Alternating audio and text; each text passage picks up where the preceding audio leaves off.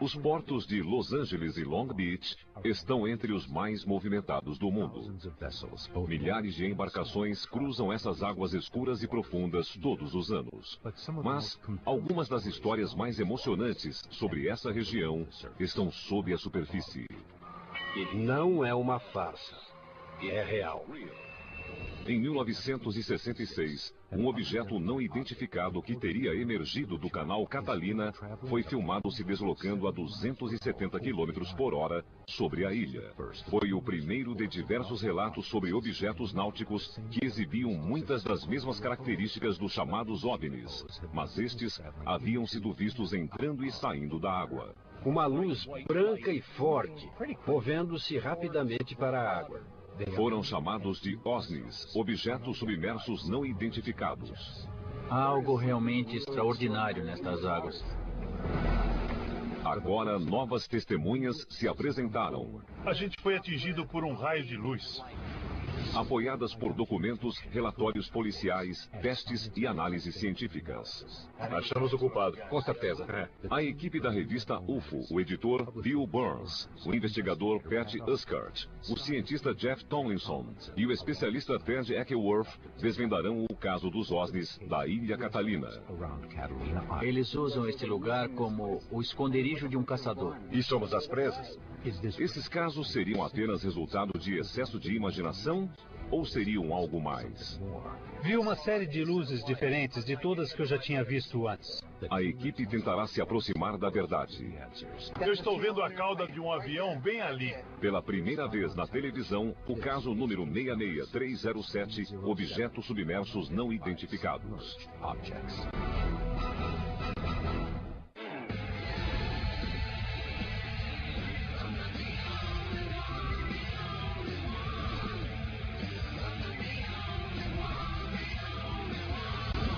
Caçadores de OVNIs. OSNIs. Catalina é uma ilha de 450 quilômetros quadrados a 35 quilômetros do sudoeste de Los Angeles. O canal de Catalina, que separa a ilha da costa, é a principal via de acesso a um dos portos mais movimentados do mundo. Na verdade, são dois portos, o de Los Angeles e o de Long Beach. A ilha parece ser um local paradisíaco, mas o mistério que ronda a região não se encontra acima da superfície, mas abaixo. Vocês estão vendo um objeto voador não identificado. Tudo começou em 15 de abril de 1966, aproximadamente às 9 horas e 45 minutos. Um objeto sem cauda e sem meios visíveis de propulsão foi fotografado sobre a Ilha Catalina a uma velocidade de 200 a 270 km por hora. O filme foi feito por Leland Hanson, um fotógrafo profissional que trabalhou para a Marinha Americana. A nave, um disco prateado, não emitia nenhum som enquanto se deslocava sobre as montanhas. Foi o primeiro registro de um OVNI pairando sobre a ilha e sobre o canal. Mas não seria o último. Sede da equipe. O caso é assim. Acabei de falar com Noah Feliz, piloto particular há 30 anos. Teve um encontro com um objeto submerso não identificado sobre a Ilha Catalina. E daí, bam! O objeto lhe dirigiu uma luz brilhante, desorientou totalmente. Seu avião bateu no que ele disse ser um OVNI e caiu em uma enseada. Você está querendo dizer então que o avião dele caiu como consequência direta do contato com um OSNI? Foi o que o Noah disse. Se a gente achar esse avião, podemos encontrar evidências de OSNIs. Isso mesmo. A Guarda Costeira investigou o caso há 30 anos e encontrou destroços do avião. Mesmo se o encontrarmos, 30 anos depois, o alumínio com certeza estará deteriorado, mas faremos o melhor possível. Certo, então Pat, prepare o equipamento, Ted, você fará a pesquisa. Vou falar com a Feliz e fazer a rota.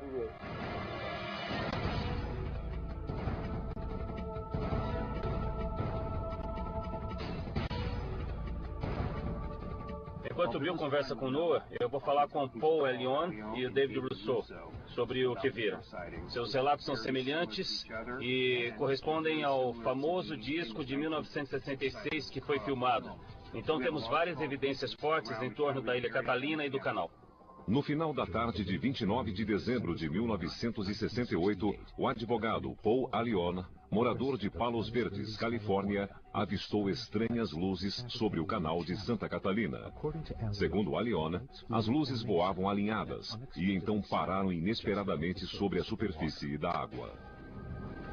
No noticiário noturno, era a principal matéria. Disseram alguma coisa como: temos uma resposta para os telefonemas que recebemos sobre as luzes que foram vistas ontem à noite.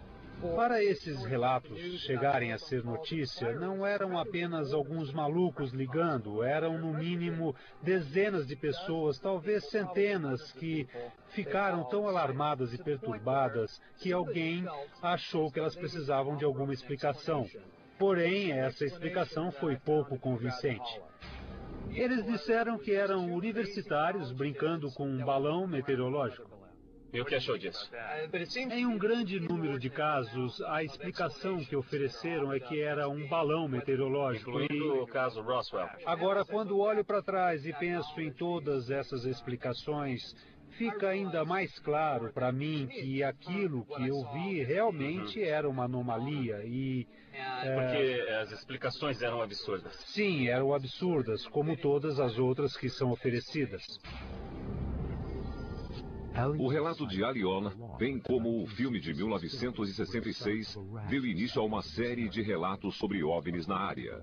Segundo um jornal de Long Beach, em 23 de janeiro de 1968, o vice-delegado Richard Callan avistou um misterioso objeto flutuante não identificado que tinha luzes nas janelas. E então, o objeto explodiu. De acordo com o jornal, uma luz forte iluminou as águas em torno do objeto, que minutos depois lançou uma série de labaredas para o alto. Outro caso que mobilizou a mídia foi relatado pelo Los Angeles Times em 23 de março de 1977. O sargento Vincent Rupp recebeu dezenas de comunicados sobre OVNIs vistos em Sacramento, Salinas, Los Angeles, Orange County e a base da Força Aérea March entre 3h45 e 4 horas da manhã. Segundo o jornal, entre as testemunhas estavam militares da base da Força Aérea e vários policiais de Los Angeles.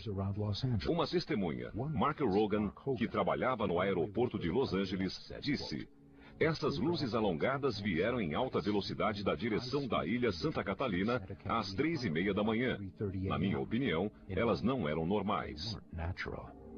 Um porta-voz da base da Força Aérea confirmou que os objetos haviam sido avistados e afirmou: não houve nenhum teste de foguetes ou mísseis que poderiam explicar as luzes. Os objetos não foram detectados em nenhum radar. Agora eu vou falar com o David Russo sobre a experiência dele. O interessante sobre o relato do David Russo é que, depois de ver o OVNI, ele fez um desenho da nave enquanto os detalhes ainda estavam frescos na memória dele. Quanto mais informações a gente tiver, mais perto estaremos de resolver os mistérios dos OVNIs da Ilha Catalina. Moro em Long Beach, a 2 quadras do mar. David Russo, um advogado aposentado, diz ter visto luzes brilhantes sobre o canal em 4 de agosto de 2006, enquanto andava pela costa. Por volta das 11h30 da noite, uma luz branca e intensa a oeste, perto de São Pedro, chamou minha atenção. Movia-se em direção à água, a um ângulo muito abrupto, e avançava bem rápido. Chegou até a mais ou menos 1,5 km de onde eu estava, e aquilo parou. Sobre a água? Sobre a água, a uns 5 ou 6 metros da água. O lado menor tinha 3 ou 4 luzes azuis. E o lado maior tinha 6 ou 8 luzes azuis.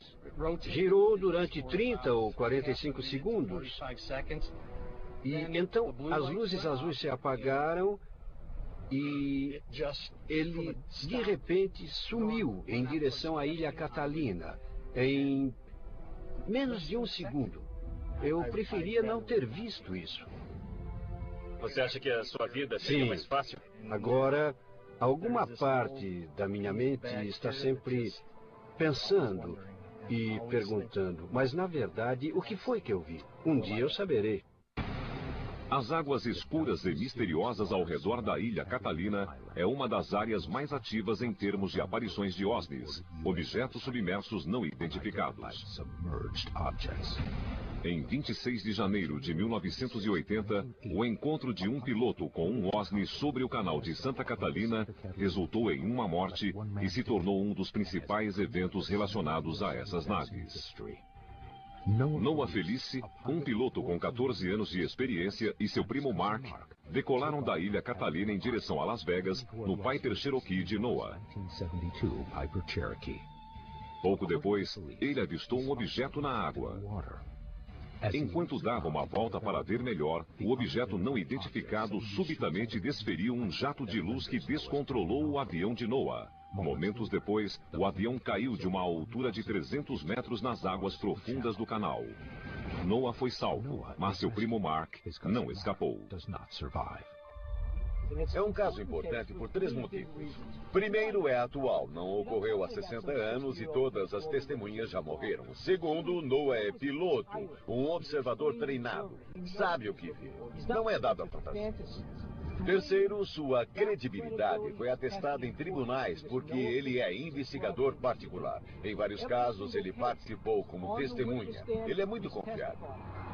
Estamos empolgados em poder investigar essa história. Diga-me como foi quando decolou daqui 28 anos atrás e voou para aí. Decolamos e, sem mais nem menos, meu primo disse que tinha de 5 a 6 meses de vida. Você o conhecia bem? Nós crescemos juntos, éramos praticamente como irmãos biológicos. Quando ele disse que tinha 5 ou 6 meses de vida, eu resolvi dar a volta e ir direto a Las Vegas para tentar erguer os ânimos. Então vocês iam para Las Vegas, passar algum tempo juntos, pois não sabiam quanto ele ia viver. Os dois fariam a rota habitual de Noah em 1980. Vocês decolaram. E o que aconteceu depois? Enquanto voávamos, eu comecei a ter sensações estranhas. Os pelos começaram a arrepiar. E vi um objeto muito estranho na água, do tamanho de 2 casas.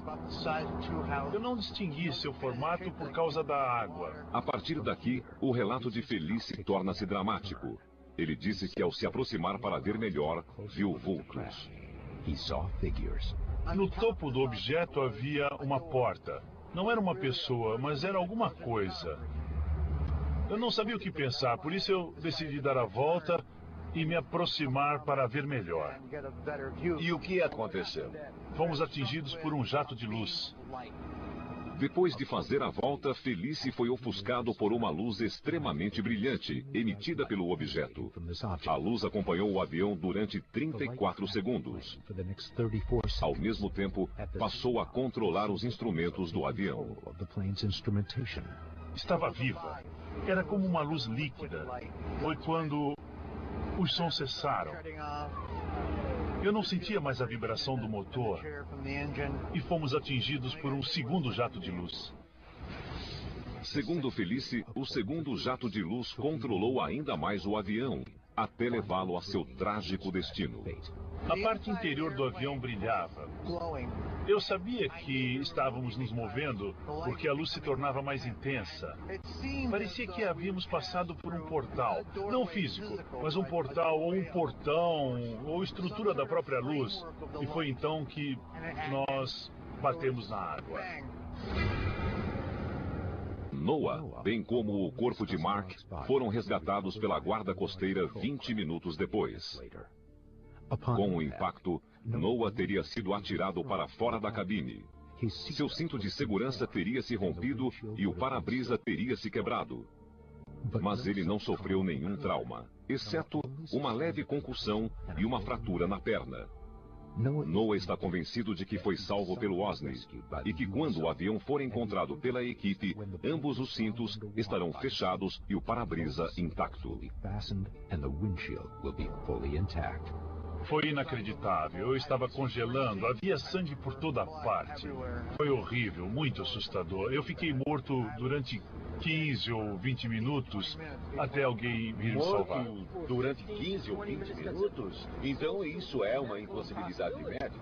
Teoricamente, quando o cérebro não recebe sangue durante 5 ou 7 minutos, as células se contraem e ocorre morte cerebral. Outra coisa que eu não entendo é como os tubarões não me comeram.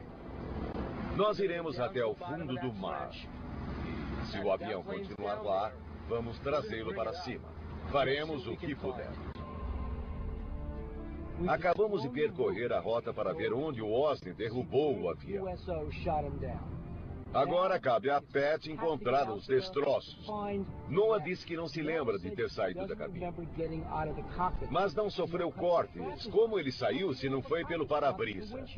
O cinto de segurança estaria preso? Se estiver, confirmará sua suspeita de que os alienígenas o tiraram da poltrona. E quanto aos instrumentos? Se encontrarmos um deles magneticamente travado em uma certa posição, saberemos o que atingiu o avião. Para resolver o caso, a gente precisa achar o avião. Vamos lá. Estamos nos aproximando da primeira parada do local onde, segundo o relatório da delegacia de Avalon, o avião teria caído. Seria naquele porto. Mas a guarda costeira disse que foi na enseada. A equipe conseguiu os relatórios da delegacia de Avalon, segundo os quais o avião de Noah pode estar em 2 lugares, no Porto Empire ou na enseada Reaper.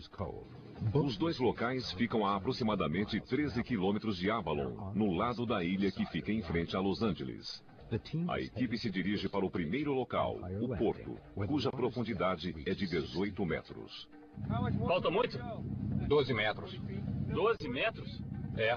A equipe está baixando na água um sonar lateral que acompanhará o barco. Esse aparelho reflete as ondas de rádio do fundo do canal e envia um sinal a um computador a bordo que transforma o som em imagem.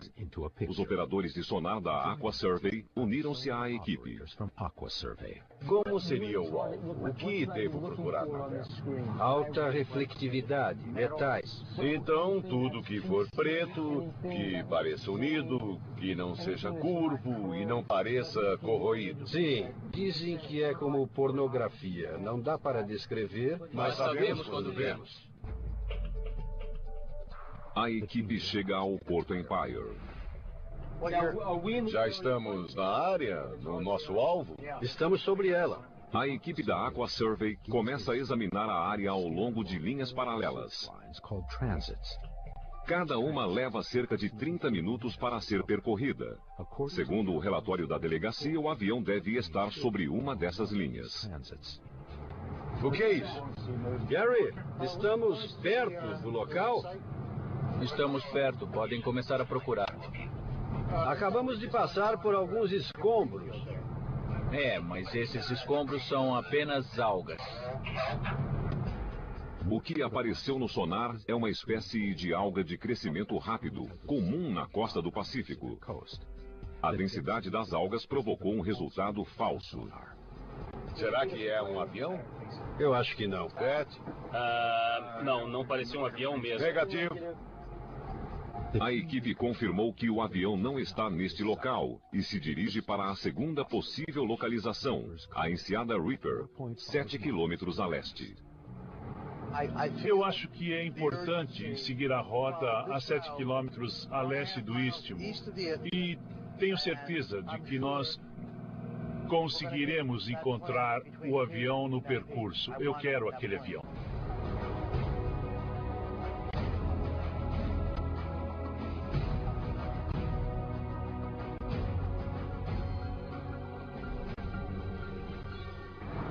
Espera um pouco. Espera um pouco. Espera um pouco. Veja a força do sinal aqui. Está bem alto. É a cauda de um avião. Aí está. Veja isso. É a asa de 4 metros, 9 metros de envergadura. Veja a cauda. Aqui? Acho que é a cauda e uma asa. Está vendo? É a cauda e uma asa. Será que achamos? Beth, vem dar uma olhada. Estamos passando sobre escombros. Veja. Acho que pode ser uma asa. A asa e uma cauda, a fuselagem e a cauda. Caramba! Capitão Dave? Sim. A gente está em cima dos escombros.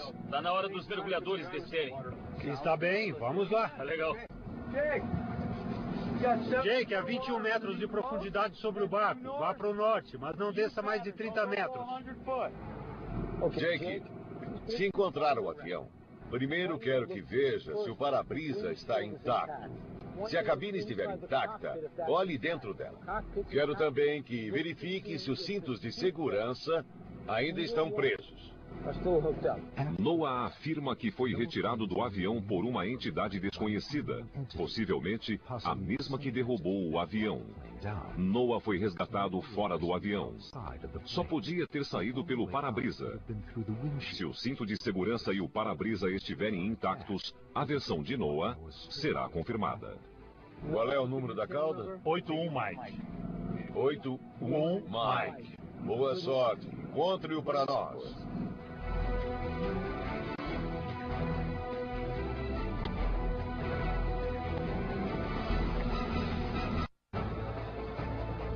Em janeiro de 1980, um objeto submerso não identificado lançou um jato de luz sobre o avião do piloto Noah Felice, derrubando-o no canal de Catalina.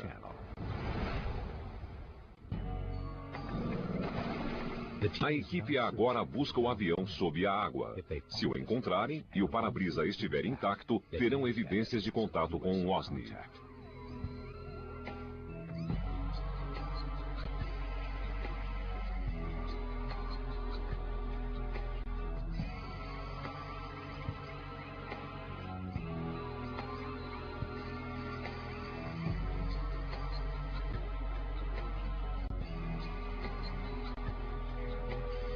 E aí, teve sorte?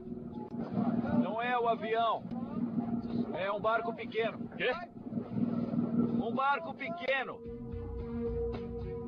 No começo eu achei que fosse o avião, aí eu pensei, meu Deus, é ele. Comecei a nadar ao redor dele, olhando. Cheguei à traseira e vi uma forma familiar. Era um motor de popa. Além de Noah Felice, duas outras fontes confiáveis apontam esta área como o local do acidente: a guarda costeira de Catalina e o delegado de Avalon. Mas agora o mistério aumentou. O avião não está aqui.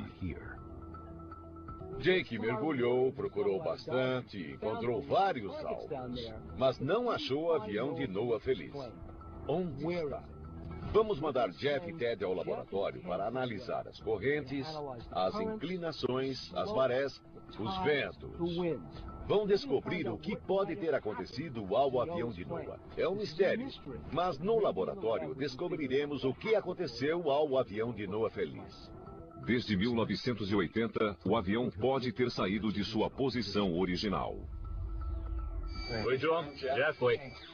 O Jeff e eu estamos no laboratório e vamos recalcular a posição e ver se descobrimos informações a mais que nos ajudem a estimar melhor a localização do avião. O cientista John Tyndall demonstrará as forças em ação sob a superfície da água e que efeito podem ter exercido no avião ao longo de 27 anos. O efeito Bernoulli diz que fluidos em movimento têm menos pressão que fluidos estáticos. Vejam essas duas placas aqui. Podemos aproximá-las acelerando o líquido entre elas, ou o fluido no caso do ar. Isso as aproxima. Vemos isso nas asas dos aviões. O ar sobre a asa move-se bem mais rápido do que o ar sob a asa, causando uma zona de pressão baixa. O que pode ter acontecido ao avião sob a água é que, enquanto está parado e as correntes passam sobre ele, o avião começa a se elevar e, se estiver em um declive, ele pode se elevar e escorregar, descendo e descendo cada vez mais. O que nós vamos tentar provar é que a fuselagem do avião foi afetada pelo efeito Bernoulli. Olhando a topografia da região próxima à costa da ilha Catalina, vemos um penhasco muito íngreme que chega até a água e continua descendo sob a superfície. Se o avião caiu perto da costa, a uma profundidade de 10 a 15 metros, então pousou sobre um declive íngreme. Então, calculamos que, ao longo de tantos anos, acabou o levando a deslizar cada vez mais para baixo. Eu vou dar início à corrente e vai fazer barulho. Vamos ter que falar alto. Vejam como está cavando sobre a dianteira do objeto e acumulando material atrás. Estão vendo? Aí está. E está assentando. Está assentando. Quando a água corre em direção ao objeto, o solo oceânico é afastado, permitindo que o objeto desça cada vez mais. No primeiro mergulho ainda não sabíamos como esse declive era profundo. Para determinar o local do avião após quase 30 anos de deslocamento, Ted usa a pista de decolagem de Catalina como guia. Nesta escala, a pista de decolagem tem quase 3 centímetros de extensão e esse contorno de 50 centímetros equivale a 18 metros de profundidade a mais. O deslocamento causado pela corrente e a inclinação do solo oceânico nessa região fizeram com que o avião caísse cada vez mais. É o efeito chamado movimento de massa. O movimento de massa ocorre quando pedras, terra e escombros desmoronam atraídos pela gravidade. Por isso acontecem deslizamentos, também no caso de material subaquático. No caso de Catalina, temos vários fatores que podem exacerbar esse efeito. A equipe acha que a umidade do solo, a falta de coesão da areia e o ângulo do declive causaram o desaparecimento do avião. As pedras grandes já estão rolando para baixo, estão vendo? Estão vendo esse movimento de massa? Imagine agora que há um objeto sobre a superfície. Ele rolaria para baixo junto com a pilha de areia.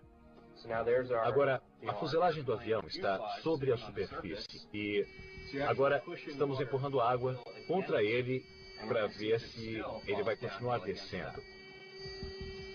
Muito bem, lá vai ele. Saiu. Está descendo. Caiu de encontro à corrente. Com a relação entre a gravidade e o efeito de coesão dos grânulos, podemos ver que em um curto período de tempo, o objeto se moveu rapidamente. Em um período longo, 30 anos, o objeto pode ter ido para bem longe. Olha, gente, achamos o culpado. Com certeza. Eu tenho certeza de que, no local onde esperamos que o avião esteja, como o declive e todos esses fatores, houve muito movimento de massa para o fundo do mar. Mas, com base nesse experimento, nós acabamos sabendo que o avião está mais longe da costa. É isso aí. Vamos montar uma outra grande busca ainda mais longe. A equipe se aprofunda nas misteriosas águas da Ilha Catalina. Mas o que encontram apenas aprofunda o mistério. Quantos aviões será que afundaram aqui? Com base nos experimentos, a equipe se dirige a uma nova área, para onde acham que o avião deslizou a 3 quilômetros do local original de busca. Com base em informações novas sobre as correntes esperadas nessa região, estendemos a busca para águas ainda mais profundas. A nova busca aproxima a equipe da bacia de São Pedro. Uma das partes mais profundas do canal chega a mais de 1 quilômetro de profundidade. Segundo muitos pesquisadores de OSNIs, a alta concentração de aparições no local pode estar relacionada a esse trecho profundo, que ofereceria um esconderijo perfeito para as naves. É isso que estamos procurando. É a asa de um Piper Cherokee. Nós achamos que o avião deva estar em algum lugar por aqui. As buscas que fizemos antes foram nesta área destacada. Estamos prevendo que o avião deslizou lentamente por esse declive, afundando cada vez mais para dentro d'água. As fortes correntes do canal fazem os objetos se deslocar com o tempo. Enquanto as correntes elevam o objeto, a gravidade os atrai lentamente para baixo. Essa é a teoria científica. Mas a equipe precisa considerar uma nova teoria. O avião poderia ter sido levado por um OSNI? Vamos falar com Preston Dennett. Ele irá nos contar algumas histórias misteriosas a respeito desse canal.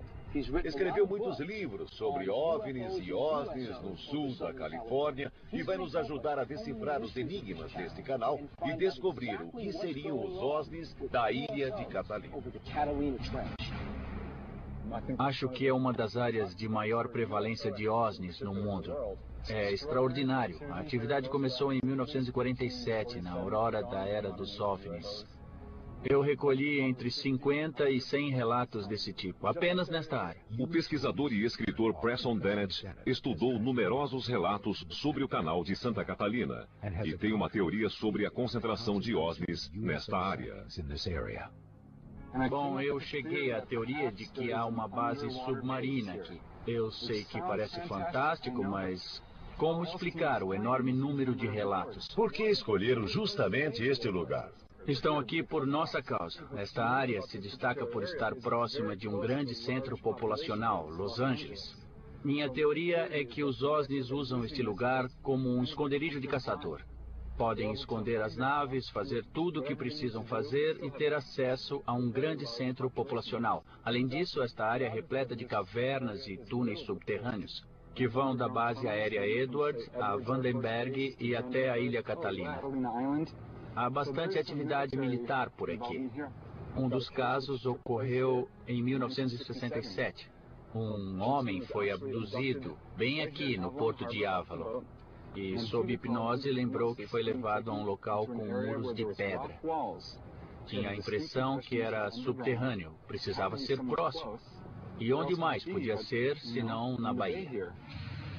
O canal de Santa Catalina tem mais de 1 quilômetro de profundidade.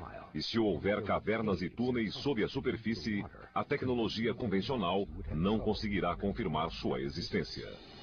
Nós não podemos chegar às profundezas alcançadas por essas naves. Nem os submarinos nucleares podem alcançar as bases?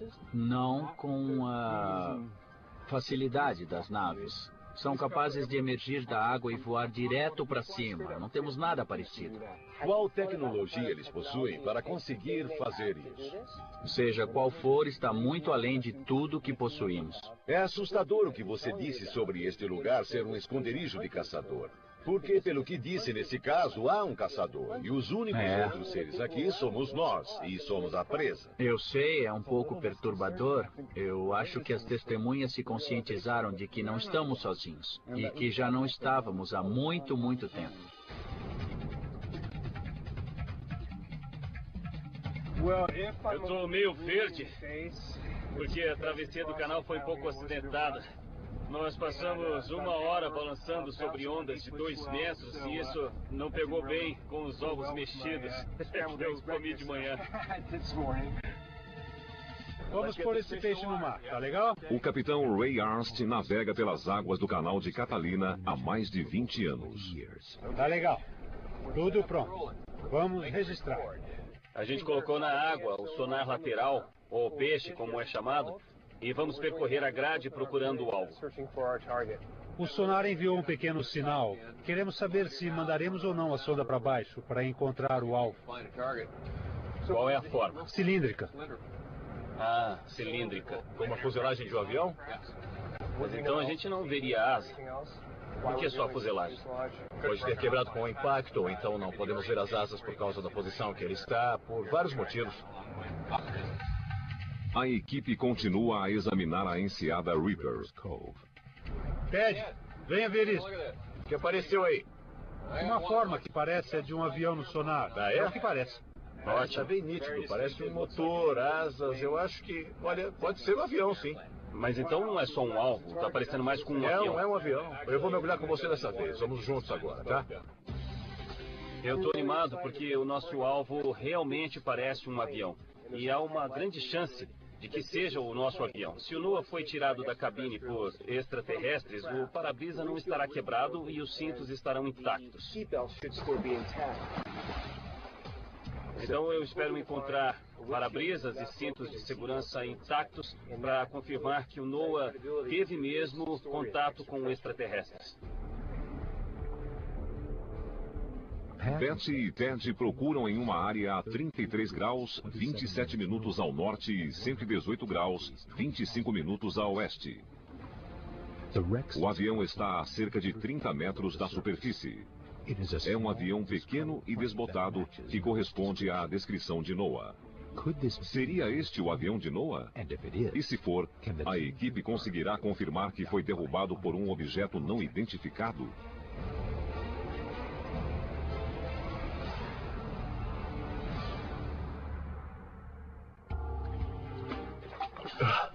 Bom, era um avião, mas não era um Cherokee. Como sabe? Por causa da porta de carga a bombordo. Acho que era um Viper Warrior, o próximo da linha. O Cherokee não tem porta de carga. Ah, droga. NOAA tinha um Piper Cherokee, um avião baixo de 4 lugares. O avião encontrado é maior e tem uma porta de carregamento a bombordo, ausente no Cherokee.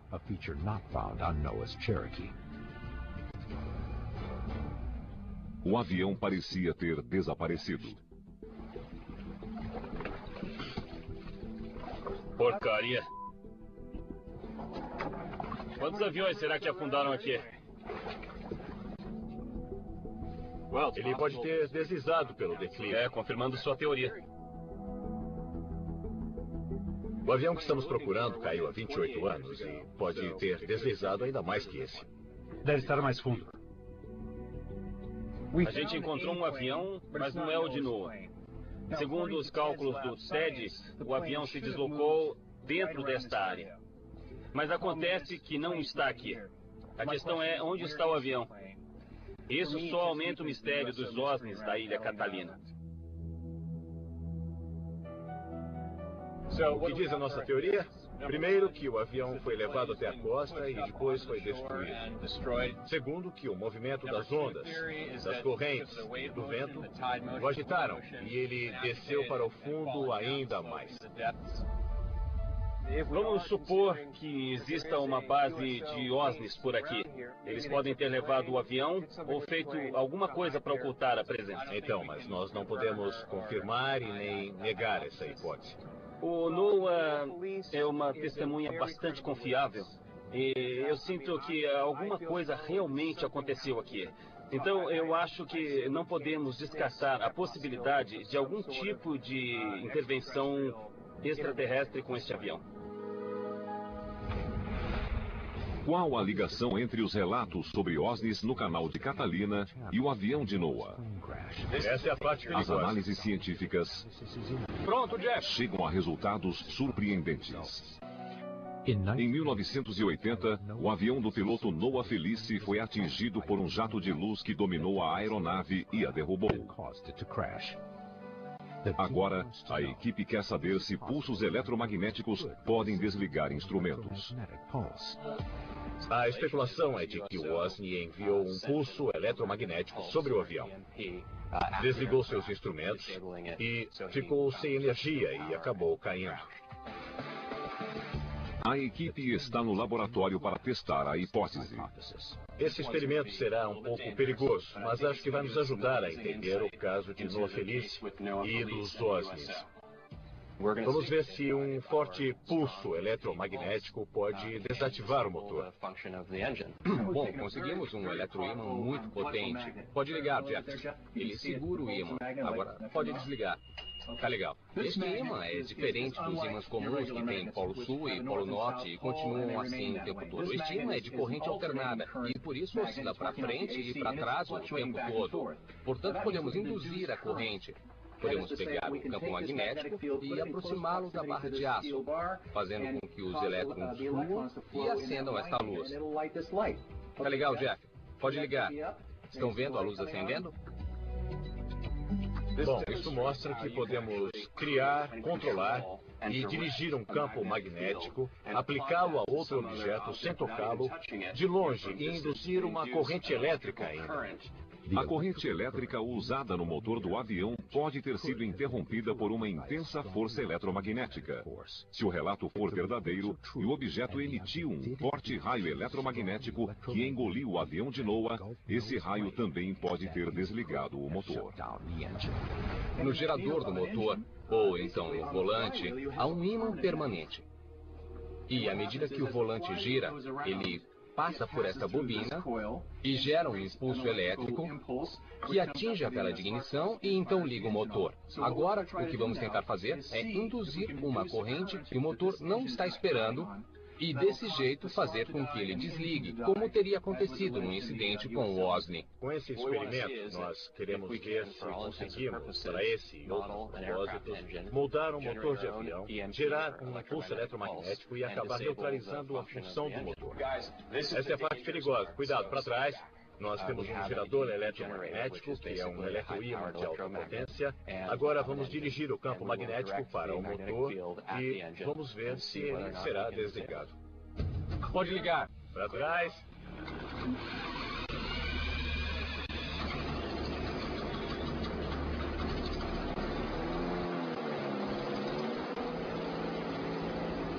Pronto, Jeff. Tá no máximo.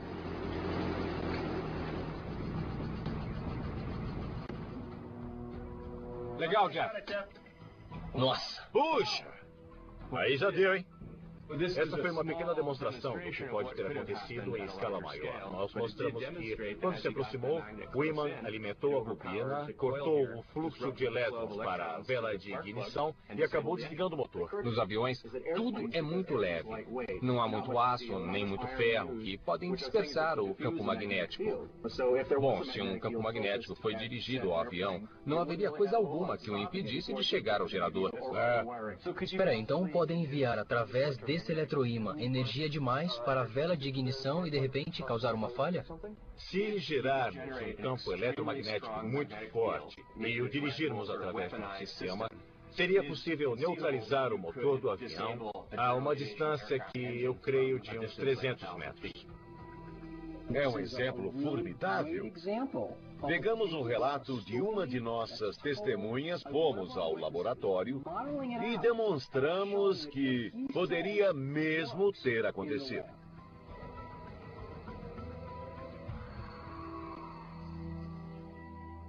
Sede da equipe. Eu acho que essa área é um foco de atividades com base apenas no relato de uma testemunha confiável. Olha, a maioria das evidências são incidentais, são testemunhos e relatos, e sem encontrar o avião, não teremos as evidências científicas que podemos usar para chegar a uma conclusão decisiva. E quanto à teoria de Preston Bennett, de que o OSNI levou o avião, pois haveria indícios do objeto nele? Se a gente acreditar que eles realmente participaram do acidente do NOAA, a gente não pode negar a possibilidade de que também fizeram alguma coisa com o avião. Segundo a ciência, a existência dos OSNIs é possível. Entrevistamos testemunhas muito confiáveis. Seus relatos são assustadores. Temos documentos que remontam a Cristóvão Colombo. E, desde essa época, até telefonemas recentes a delegacias de pessoas que viram OSNIs. Associando tudo isso, parece que os OSNIs realmente existem. Acredito que são reais, acredito que estão aqui, acredito que estão entre nós e que já estavam há milhares de anos. Segundo o jornal, entre as testemunhas estavam militares da base da Força Aérea e vários policiais de Los Angeles. Uma testemunha, Mark Rogan, que trabalhava no aeroporto de Los Angeles, disse: "Essas luzes alongadas vieram em alta velocidade da direção da ilha Santa Catalina às 3:30 da manhã. Na minha opinião, elas não eram normais."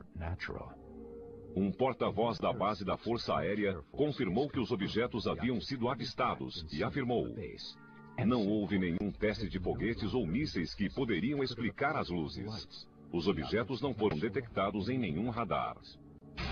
Agora eu vou falar com o David Russo sobre a experiência dele. O interessante sobre o relato do David Russo é que, depois de ver o OVNI, ele fez um desenho da nave enquanto os detalhes ainda estavam frescos na memória dele. Quanto mais informações a gente tiver, mais perto estaremos de resolver os mistérios dos OSNIs da Ilha Catalina. Moro em Long Beach, a 2 quadras do mar.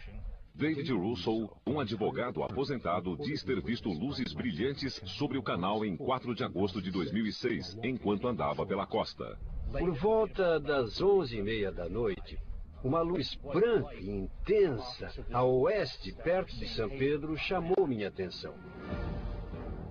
Movia-se em direção à água, a um ângulo muito abrupto, e avançava bem rápido. Chegou até a mais ou menos 1,5 quilômetros de onde eu estava. E aquilo parou. Sobre a água? Sobre a água, a uns 5 ou 6 metros da água. O lado menor tinha 3 ou 4 luzes azuis. E o lado maior tinha 6 ou 8 luzes azuis. Girou durante 30 ou 45 segundos. E então as luzes azuis se apagaram e ele de repente sumiu em direção à Ilha Catalina em menos de um segundo. Eu preferia não ter visto isso. Você acha que a sua vida seria mais fácil? Agora, alguma parte da minha mente está sempre pensando e perguntando, mas na verdade, o que foi que eu vi? Um dia eu saberei. As águas escuras e misteriosas ao redor da Ilha Catalina é uma das áreas mais ativas em termos de aparições de OSNIs, objetos submersos não identificados. Em 26 de janeiro de 1980, o encontro de um piloto com um OSNI sobre o canal de Santa Catalina resultou em uma morte e se tornou um dos principais eventos relacionados a essas naves. Não a Felice, houver cavernas e túneis sob a superfície, a tecnologia convencional não conseguirá confirmar sua existência. Nós não podemos chegar às profundezas alcançadas por essas naves. Nem os submarinos nucleares podem alcançar as bases? Não com a facilidade das naves. São capazes de emergir da água e voar direto para cima. Não temos nada parecido. Qual tecnologia eles possuem para conseguir fazer isso? Seja qual for, está muito além de tudo que possuímos. É assustador o que você disse sobre este lugar ser um esconderijo de caçador. Porque, pelo que disse nesse caso, há um caçador. E os únicos outros seres aqui somos nós. E somos a presa. Eu sei, é um pouco perturbador. Eu acho que as testemunhas se conscientizaram de que não estamos sozinhos. E que já não estávamos há muito, muito tempo. Eu estou meio verde, porque a travessia do canal foi um pouco acidentada. Nós passamos 1 hora balançando sobre ondas de 2 metros e isso não pegou bem com os ovos mexidos que eu comi de manhã. Vamos pôr esse peixe no mar, tá legal? O capitão Ray Arnst navega pelas águas do canal de Catalina há mais de 20 anos. Tá legal. Tudo pronto. Vamos registrar. A gente colocou na água o sonar lateral, ou peixe, como é chamado, e vamos percorrer a grade procurando o alvo. O sonar enviou um pequeno sinal. Queremos saber se mandaremos ou não a sonda para baixo para encontrar o alvo. Qual é a forma? Cilíndrica. Ah, cilíndrica. Como a fuselagem de um avião? Mas então a gente não veria asa. Por que só a fuselagem? Pode ter quebrado com o impacto, ou então não podemos ver as asas por causa da posição que ele está, por vários motivos. A equipe continua a examinar a enseada Reaper.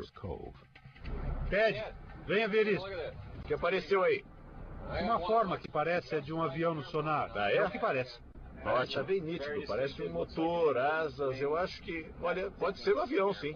Mas então não é só um alvo, está parecendo mais com um avião. É um avião. Eu vou mergulhar com você dessa vez, vamos juntos agora, tá?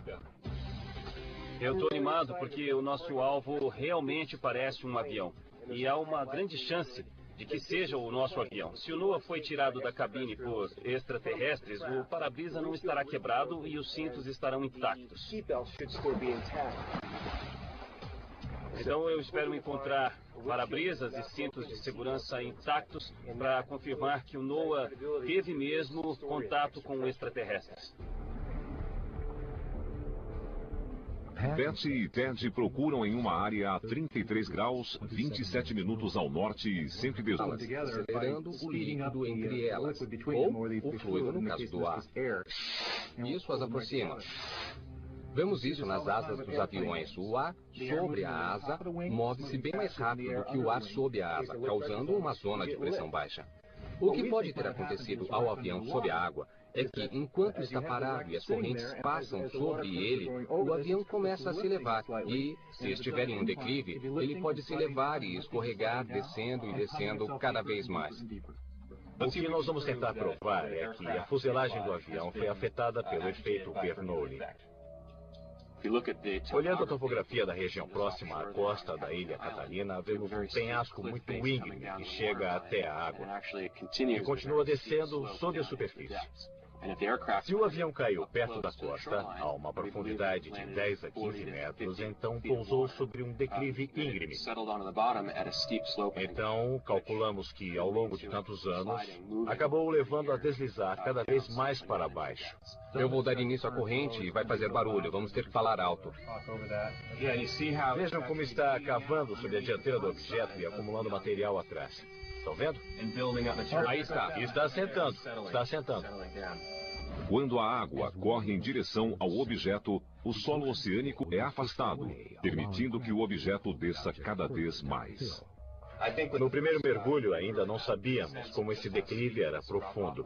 Para determinar o local do avião após quase 30 anos de deslocamento, Ted usa a pista de decolagem de Catalina como guia. Nesta escala, a pista de decolagem tem quase 3 centímetros de extensão e esse contorno de 50 centímetros equivale a 18 metros de profundidade a mais. O deslocamento causado pela corrente e a inclinação do solo oceânico nessa região fizeram com que o avião caísse cada vez mais. É o efeito chamado movimento de massa. O movimento de massa ocorre quando pedras, terra, escombros desmoronam atraídos pela gravidade. Por isso acontecem deslizamentos, também no caso de material subaquático. No caso de Catalina, temos vários fatores que podem exacerbar esse efeito. A equipe acha que a umidade do solo, a falta de coesão da areia e o ângulo do declive causaram o desaparecimento do avião. As pedras grandes já estão rolando para baixo, estão vendo? Estão vendo esse movimento de massa? Imagine agora que há um objeto sobre a superfície. Ele rolaria para baixo junto com a pilha de areia. Agora, a fuselagem do avião está sobre a superfície e agora estamos empurrando água contra ele para ver se ele vai continuar descendo. Muito bem, lá vai ele. Saiu. Pedro chamou minha atenção. Movia-se em direção à água, a um ângulo muito abrupto, e avançava bem rápido. Chegou até a mais ou menos 1,5 quilômetros de onde eu estava, e aquilo parou. Sobre a água? Sobre a água, a uns 5 ou 6 metros da água. O lado menor tinha 3 ou 4 luzes azuis. E o lado maior tinha 6 ou 8 luzes azuis. Girou durante 30 ou 45 segundos. E então as luzes azuis se apagaram e ele de repente sumiu em direção à Ilha Catalina em menos de um segundo. Eu preferia não ter visto isso. Você acha que a sua vida seria mais fácil? Agora, alguma parte da minha mente está sempre pensando e perguntando, mas na verdade, o que foi que eu vi? Um dia eu saberei. As águas escuras e misteriosas ao redor da Ilha Catalina é uma das áreas mais ativas em termos de aparições de OSNIs, objetos submersos não identificados. Em 26 de janeiro de 1980, o encontro de um piloto com um OSNI sobre o canal de Santa Catalina resultou em uma morte e se tornou um dos principais eventos relacionados a essas naves. Noah Felice, um piloto com 14 anos de experiência, e seu primo Mark decolaram da Ilha Catalina em direção a Las Vegas, no Piper Cherokee de Noah. Pouco depois, ele avistou um objeto na água. Enquanto dava uma volta para ver melhor, o objeto não identificado subitamente desferiu um jato de luz que descontrolou o avião de Noah. Momentos depois, o avião caiu de uma altura de 300 metros nas águas profundas do canal. Noah foi salvo, mas seu primo Mark não escapou. É um caso importante por 3 motivos. Primeiro, é atual, não ocorreu há 60 anos e todas as testemunhas já morreram. Segundo, Noah é piloto, um observador treinado, sabe o que viu. Não é dado a fantasia. Terceiro, sua credibilidade foi atestada em tribunais porque ele é investigador particular. Em vários casos, ele participou como testemunha. Ele é muito confiável. Estamos empolgados em poder investigar essa história. Diga-me como foi quando decolou daqui 28 anos atrás e voou para aí. Decolamos e, sem mais nem menos, meu primo disse que tinha de 5 a 6 meses de vida. Mas como explicar o enorme número de relatos? Por que escolheram justamente este lugar? Estão aqui por nossa causa. Esta área se destaca por estar próxima de um grande centro populacional, Los Angeles. Minha teoria é que os OSNIs usam este lugar como um esconderijo de caçador. Podem esconder as naves, fazer tudo o que precisam fazer e ter acesso a um grande centro populacional. Além disso, esta área é repleta de cavernas e túneis subterrâneos, que vão da base aérea Edwards a Vandenberg e até a Ilha Catalina. Há bastante atividade militar por aqui. Um dos casos ocorreu em 1967. Um homem foi abduzido bem aqui no porto de Avalon. E, sob hipnose, lembrou que foi levado a um local com muros de pedra. Tinha a impressão que era subterrâneo, precisava ser próximo. E onde mais podia ser, senão na Bahia? O canal de Santa Catalina tem mais de 1 quilômetro de profundidade. E se houver cavernas e túneis sob a superfície, a tecnologia convencional não conseguirá confirmar sua existência. Nós não podemos chegar às profundezas alcançadas por essas naves. Nem os submarinos nucleares podem alcançar as bases? Não com a facilidade das naves. São capazes de emergir da água e voar direto para cima. Não temos nada parecido.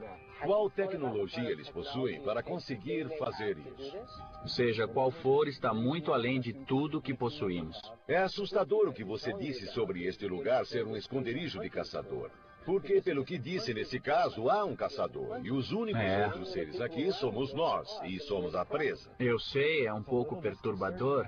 Eu acho que as testemunhas se conscientizaram de que não estamos sozinhos. E que já não estávamos há muito, muito tempo. Eu estou meio verde, porque a travessia do canal foi um pouco acidentada. Nós passamos 1 hora balançando sobre ondas de 2 metros e isso não pegou bem com os ovos mexidos que eu comi de manhã. Vamos pôr esse peixe no mar, tá legal? O capitão Ray Arst navega pelas águas do canal de Catalina há mais de 20 anos. Tá legal. Tudo pronto. Vamos registrar. A gente colocou na água o sonar lateral, ou peixe, como é chamado, e vamos percorrer a grade procurando o alvo. O sonar enviou um pequeno sinal. Queremos saber se mandaremos ou não a sonda para baixo para encontrar o alvo. Qual é a forma? Cilíndrica. Ah, cilíndrica. Como a fuselagem de um avião? Mas então a gente não veria asa. Por que só a fuselagem? Pode ter quebrado com o impacto, ou então não podemos ver as asas. Colhi entre 50 e 100 relatos desse tipo, apenas nesta área. O pesquisador e escritor Preston Dennett estudou numerosos relatos sobre o canal de Santa Catalina e tem uma teoria sobre a concentração de OSNIs nesta área. Bom, eu cheguei à teoria de que há uma base submarina aqui. Eu sei que parece fantástico, mas como explicar o enorme número de relatos? Por que escolheram justamente este lugar? Estão aqui por nossa causa. Esta área se destaca por estar próxima de um grande centro populacional, Los Angeles. Minha teoria é que os OSNIs usam este lugar como um esconderijo de caçador. Podem esconder as naves, fazer tudo o que precisam fazer e ter acesso a um grande centro populacional. Além disso, esta área é repleta de cavernas e túneis subterrâneos, que vão da base aérea Edwards a Vandenberg e até a Ilha Catalina. Há bastante atividade militar por aqui. Um dos casos ocorreu em 1967. Um homem foi abduzido bem aqui no porto de Avalon. E, sob hipnose, lembrou que foi levado a um local com muros de pedra. Tinha a impressão que era subterrâneo, precisava ser próximo. E onde mais podia ser, senão na Bahia? O canal de Santa Catalina tem mais de 1 quilômetro de profundidade. E se houver cavernas e túneis sob a superfície, a tecnologia convencional não conseguirá confirmar sua existência. Nós não podemos chegar às profundezas alcançadas por essas naves. Nem os submarinos nucleares podem alcançar as bases? Não com a facilidade das naves. São capazes de emergir da água e voar direto para cima. Não temos nada parecido. Qual tecnologia eles possuem para conseguir fazer isso? Seja qual for, está muito além de tudo que possuímos. É assustador o que você disse sobre este lugar ser um esconderijo de caçador. Porque, pelo que disse nesse caso, há um caçador. E os únicos outros seres aqui somos nós. E somos a presa. Eu sei, é um pouco perturbador. Eu acho que as testemunhas se conscientizaram de que não estamos sozinhos. E que já não estávamos há muito, muito tempo. Eu estou meio verde, porque a travessia do canal foi um pouco acidentada. Nós passamos 1 hora balançando sobre ondas de 2 metros e isso não pegou bem com os ovos mexidos que eu comi de manhã. Vamos pôr esse peixe no mar, tá legal? O capitão Ray Arnst navega pelas águas do canal de Catalina há mais de 20 anos. Tá legal. Tudo pronto. Vamos registrar. A gente colocou na água o sonar lateral, ou peixe, como é chamado, e vamos percorrer a grade procurando sedes. O avião se deslocou dentro desta área. Mas acontece que não está aqui. A questão é onde está o avião. Isso só aumenta o mistério dos OSNIs da Ilha Catalina. O que diz a nossa teoria? Primeiro, que o avião foi levado até a costa e depois foi destruído. Segundo, que o movimento das ondas, das correntes, do vento, o agitaram e ele desceu para o fundo ainda mais. Vamos supor que exista uma base de OSNIs por aqui. Eles podem ter levado o avião ou feito alguma coisa para ocultar a presença. Então, mas nós não podemos confirmar e nem negar essa hipótese. O NOAA é uma testemunha bastante confiável. E eu sinto que alguma coisa realmente aconteceu aqui. Então, eu acho que não podemos descartar a possibilidade de algum tipo de intervenção extraterrestre com este avião. Qual a ligação entre os relatos sobre OSNIs no canal de Catalina e o avião de NOAA? Essa é a parte As análises científicas chegam a resultados surpreendentes. Em 1980, o avião do piloto Noah Felice foi atingido por um jato de luz que dominou a aeronave e a derrubou. Agora, a equipe quer saber se pulsos eletromagnéticos podem desligar instrumentos. A especulação é de que o OSNI enviou um pulso eletromagnético sobre o avião. Desligou seus instrumentos e ficou sem energia e acabou caindo. A equipe está no laboratório para testar a hipótese. Esse experimento será um pouco perigoso, mas acho que vai nos ajudar a entender o caso de Noah Felice e dos OSNIs. Vamos ver se um forte pulso eletromagnético pode desativar o motor. Bom, conseguimos um eletroímã muito potente. Pode ligar, Jeff. Ele segura o ímã. Agora, pode desligar. Tá legal. Este ímã é diferente dos ímãs comuns que tem polo sul e polo norte e continuam assim o tempo todo. Este ímã é de corrente alternada e por isso oscila para frente e para trás o tempo todo. Portanto, podemos induzir a corrente. Podemos pegar o campo magnético e aproximá-lo da barra de aço, fazendo com que os elétrons fluam e acendam esta luz. Tá legal, Jeff? Pode ligar. Estão vendo a luz acendendo? Bom, isso mostra que podemos criar, controlar e dirigir um campo magnético, aplicá-lo a outro objeto sem tocá-lo, de longe e induzir uma corrente elétrica ainda. A corrente elétrica usada no motor do avião pode ter sido interrompida por uma intensa, mas a equipe precisa considerar uma nova teoria. O avião poderia ter sido levado por um OSNI? Vamos falar com Preston Dennett e ele irá nos contar algumas histórias misteriosas a respeito desse canal. Escreveu muitos livros sobre OVNIs e OSNIs no sul da Califórnia e vai nos ajudar a decifrar os enigmas deste canal e descobrir o que seriam os OSNIs da ilha de Catalina. Acho que é uma das áreas de maior prevalência de OSNIs no mundo. É extraordinário. A atividade começou em 1947, na aurora da era dos OVNIs. Eu recolhi entre 50 e 100 relatos desse tipo, apenas nesta área. O pesquisador e escritor Preston Dennett estudou numerosos relatos sobre o canal de Santa Catalina e tem uma teoria sobre a concentração de OSNIs nesta área. Bom, eu cheguei à teoria de que há uma base submarina aqui. Eu sei que parece fantástico, mas como explicar o enorme número de relatos? Por que escolheram justamente este lugar? Estão aqui por nossa causa. Esta área se destaca por estar próxima de um grande centro populacional, Los Angeles. Minha teoria é que os OSNIs usam este lugar como um esconderijo de caçador. Podem esconder as naves, fazer tudo o que precisam fazer e ter acesso a um grande centro populacional. Além disso, esta área é repleta de cavernas e túneis subterrâneos, que vão da base aérea Edward a Vandenberg e até a Ilha Catalina. Há bastante atividade militar por aqui. Um dos casos ocorreu em 1967. Um homem foi abduzido bem aqui no porto de Avalon. E, sob hipnose, lembrou que foi levado a um local com muros de pedra.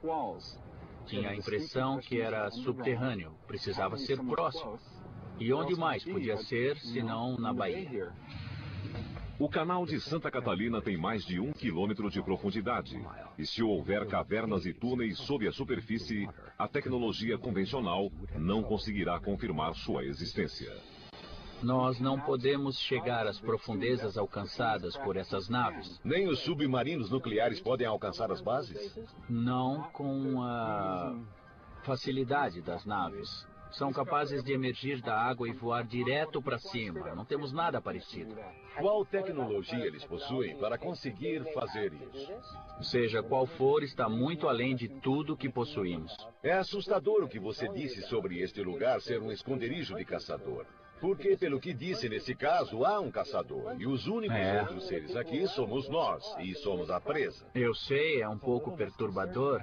Eu acho que as testemunhas se conscientizaram de que não estamos sozinhos. Há um sonar lateral que acompanhará o barco. Esse aparelho reflete as ondas de rádio do fundo do canal e envia um sinal a um computador a bordo que transforma o som em imagem. Os operadores de sonar da Aqua Survey uniram-se à equipe. Como seria o alvo? O que devo procurar na tela? Alta reflectividade, metais. Então, tudo que for preto, que pareça unido, que não seja curvo e não pareça corroído. Sim, dizem que é como pornografia. Não dá para descrever, mas sabemos quando vemos. A equipe chega ao Porto Empire. Já estamos na área, no nosso alvo? Estamos sobre ela. A equipe da Aqua Survey começa a examinar a área ao longo de linhas paralelas. Cada uma leva cerca de 30 minutos para ser percorrida. Segundo o relatório da delegacia, o avião deve estar sobre uma dessas linhas. O que é isso? Gary, estamos perto do local? Estamos perto, podem começar a procurar. Acabamos de passar por alguns escombros. Mas esses escombros são apenas algas. O que apareceu no sonar é uma espécie de alga de crescimento rápido, comum na costa do Pacífico. A densidade das algas provocou um resultado falso. Será que é um avião? Eu acho que não. Não parecia um avião mesmo. Negativo. A equipe confirmou que o avião não está neste local e se dirige para a segunda possível localização, a Enseada Reaper, 7 quilômetros a leste. Eu acho que é importante seguir a rota a 7 quilômetros a leste do Istmo. E tenho certeza de que nós conseguiremos encontrar o avião no percurso. Eu quero aquele avião.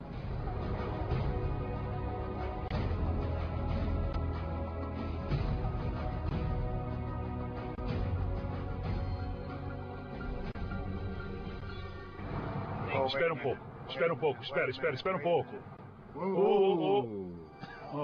Veja a força do sinal aqui. Está bem alto. É a cauda de um avião. Aí está. Veja isso.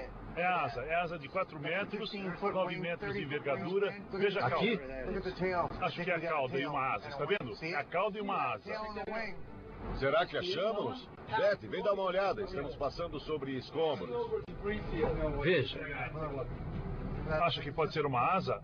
A asa e uma cauda? A fuselagem e a cauda. Caramba!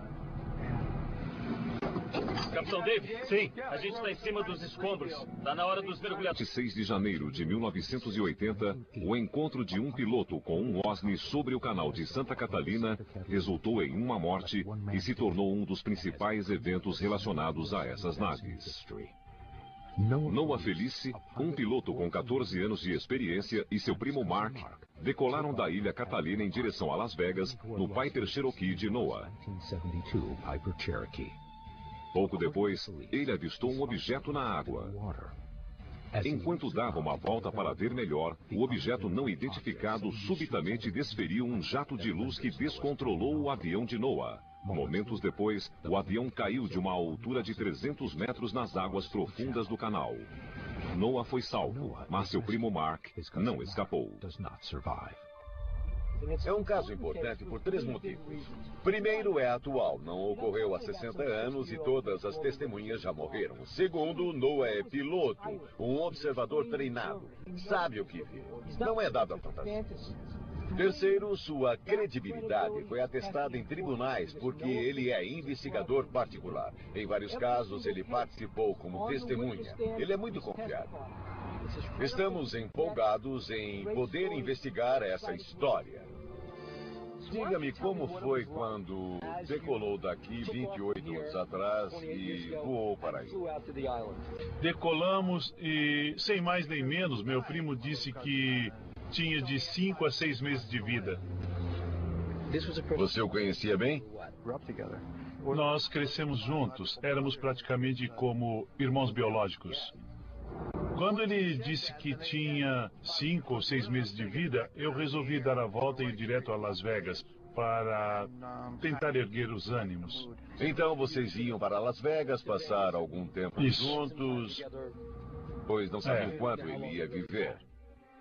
Os dois fariam a rota habitual de Noah em 1980. Vocês decolaram. E o que aconteceu depois? Enquanto voávamos, eu comecei a ter sensações estranhas. Os pelos começaram a arrepiar. E vi um objeto muito estranho na água, do tamanho de 2 casas. Eu não distingui seu formato por causa da água. A partir daqui, o relato de Felice torna-se dramático. Ele disse que ao se aproximar para ver melhor, viu vultos. No topo do objeto havia uma porta. Não era uma pessoa, mas era alguma coisa. Eu não sabia o que pensar, por isso eu decidi dar a volta e me aproximar para ver melhor. E o que aconteceu? Fomos atingidos por um jato de luz. Depois de fazer a volta, Felice foi ofuscado por uma luz extremamente brilhante, emitida